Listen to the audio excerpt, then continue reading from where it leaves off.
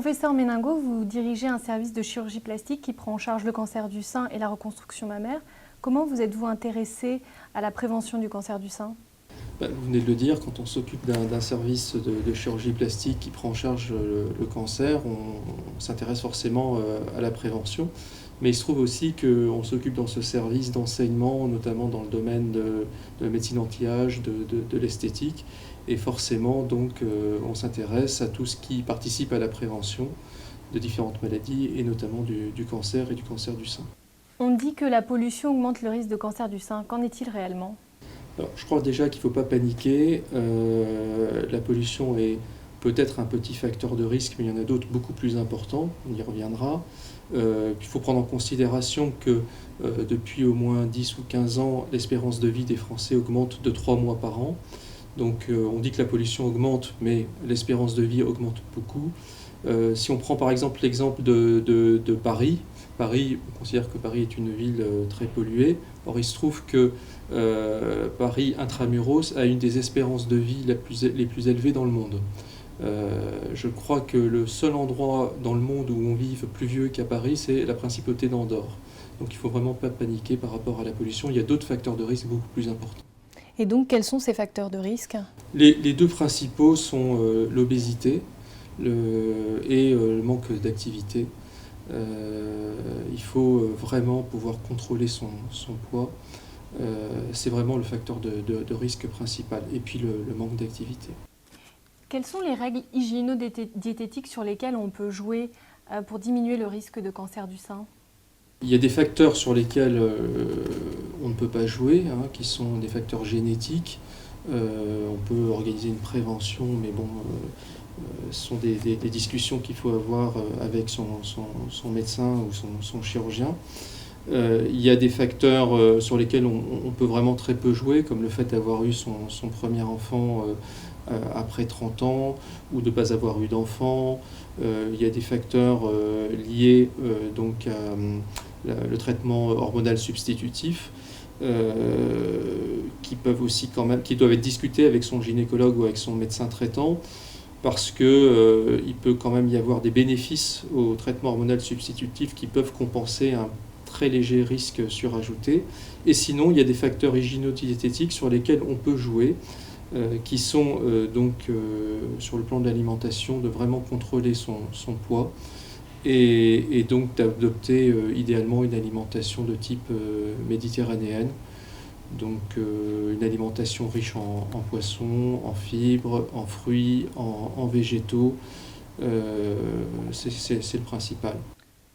Et en ce qui concerne l'alcool et le tabac ?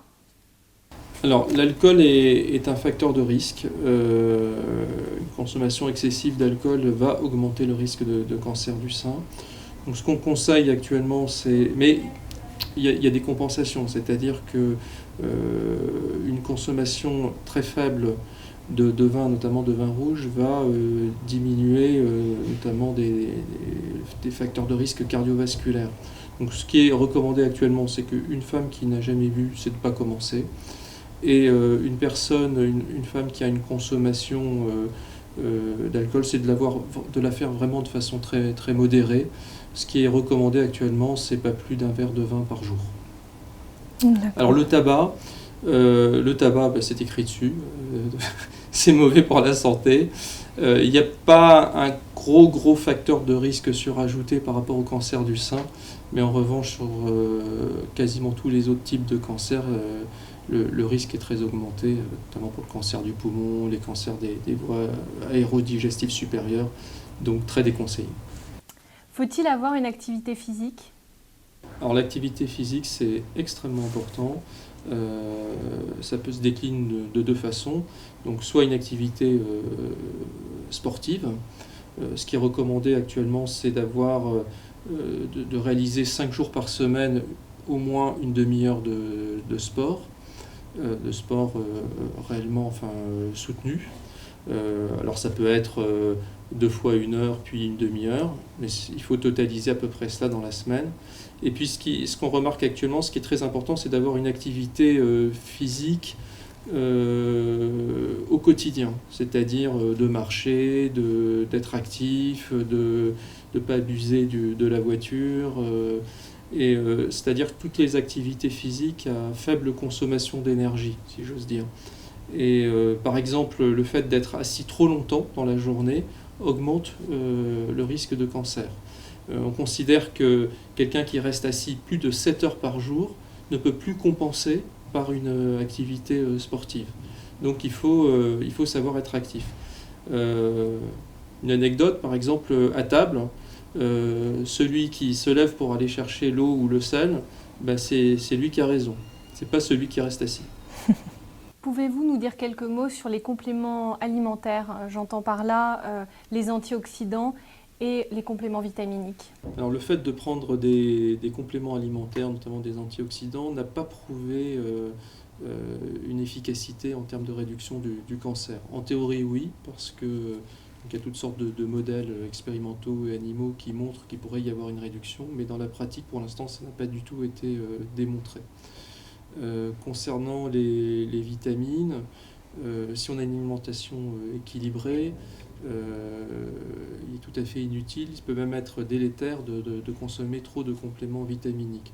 Un petit bémol sur la vitamine D, quasiment 50% des Français sont carencés en vitamine D. On sait que la vitamine D participe donc à la prévention de certains cancers. Donc si on pense pour être carencé, il faut compenser, mais par rapport à des apports normaux. Il ne faut pas dépasser les apports normaux en vitamines. Donc voilà ce qu'on pourrait conseiller. Donc pas de complément alimentaire, éventuellement de la vitamine D, c'est tout. Est-ce que la prise de café augmente le risque de cancer du sein? Alors le café n'augmente pas le risque de cancer. Il est même conseillé par rapport à la prévention cardiovasculaire.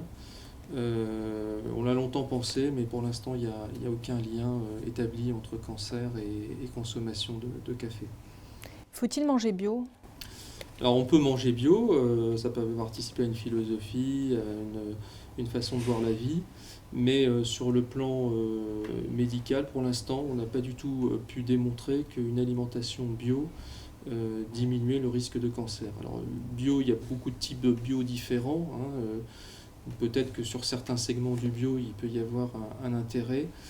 Pour l'instant, ce n'est pas du tout démontré. Ce qui est important, c'est d'avoir une alimentation variée, qui apporte donc tous les nutriments nécessaires, les oligo-éléments, les vitamines. Et dans l'alimentation bio, jusqu'à présent, on n'a pas pu démontrer qu'il y en avait plus que dans l'alimentation traditionnelle. Ce qui est important, c'est de bien laver les fruits et les légumes, pour ne pas avoir de pesticides ou d'herbicides dessus. C'est tout ce qui est recommandé jusqu'à présent. Et justement, est-ce que les pesticides et les herbicides augmentent le risque de cancer? La consommation directe de pesticides pourrait augmenter le cancer, bien évidemment. Mais encore une fois, si on nettoie bien ou si on pèle ces fruits, il n'y a aucun risque surajouté.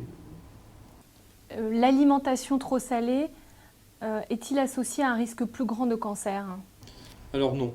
L'alimentation trop salée n'est pas recommandée par rapport au problème de l'hypertension artérielle, mais il n'y a aucun lien entre consommation trop salée et cancer établi jusqu'à ce jour. Et l'alimentation végétarienne, est-ce qu'elle diminue le risque de cancer? Alors, l'alimentation végétarienne par rapport à une alimentation très calorique, parce que généralement les végétariens ont une alimentation très, très mesurée.